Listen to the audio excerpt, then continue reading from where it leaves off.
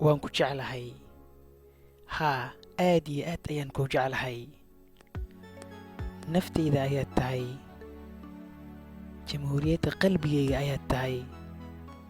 Musuqmaasuq iyo dib u dhac kulama rabo.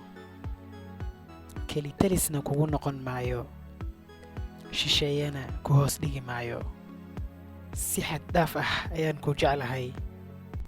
Waxaan jeclahay inaan kuu ammaano sida Cabdiweli Gaas uu naftiisa u ammaano kale. Waxaan jeclahay inaanan kaa dhammaanin sida Shariif Xasan uu siyaasadda uga dhammaan laayahay camal. Mar walbo ayaan kugu qarwaa anigoo gooni kuula go'ay sida Siilaanya oo kale. Qoraalkan qalbiga iyo niyadda ayaan ka qorayaa. Naftayda ayaad tahay. Aragtidaada waan ku farxaa. Sheekadaadana waan ku raaxaystaa.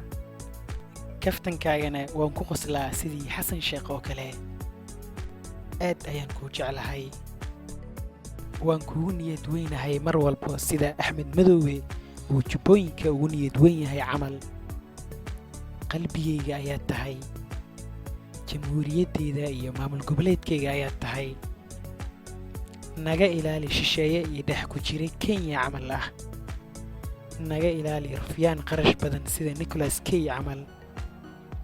Naga ilaali rabshoolayaal jaceylkeena qasa sida shabaab oo kale. Aad ayaan kuu jeclahay. Ma rabo inaan jaceylkaaga af keliya ka sheegto oo hanan waayo sida Cali Khaliif Galleer oo kale. Jaceylkan waa iga dhab hana u malaynin istustus hadal bes wado inaan ahay sida Muungaab oo kale. Aad ayaan ugu rajo weynahay jaceylkeena. Ma noqon doono mid fashilan sida yuulkii hore camal.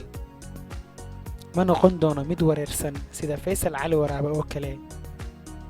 Ma noqon doono mid kibir badan sida Faroole camal. Mana noqon doono mid isbeddel badan sida Sheekh Shariif oo kale. Mana kugu noqon doono mid daalan sida Cabdi Qeydiid oo kale. Aad ayaan kuu jeclahay. Jaceylkeena ha noolaado sida Soomaaliya oo kale. Ha muuqdo sida Somaliland oo kale. Ha jiro sida Puntland oo kale. Ha shidnaado sida Galmudug oo kale. Ha soo koro sida Jubbaland oo kale. Ha loo sacbiyo sida Koonfur Galbeed oo kale. Hana soo ifbaxo sida maamulka gobollada dhexe oo kale. Aad ayaan kuu jeclahay. Waxaan kuu jeclahay sida uu xildhibaanku mooshinada u jecel yahay. Waxaan kuu jeclahay sida uu nin walba xilka iyo madaxnimada u jecel yahay ka daran. Mana rabo inaan sanad kadib ku waayo sida uu ra'iisul wasaaraha kursigiisa u waayo. Aad ayaan kuu jeclahay.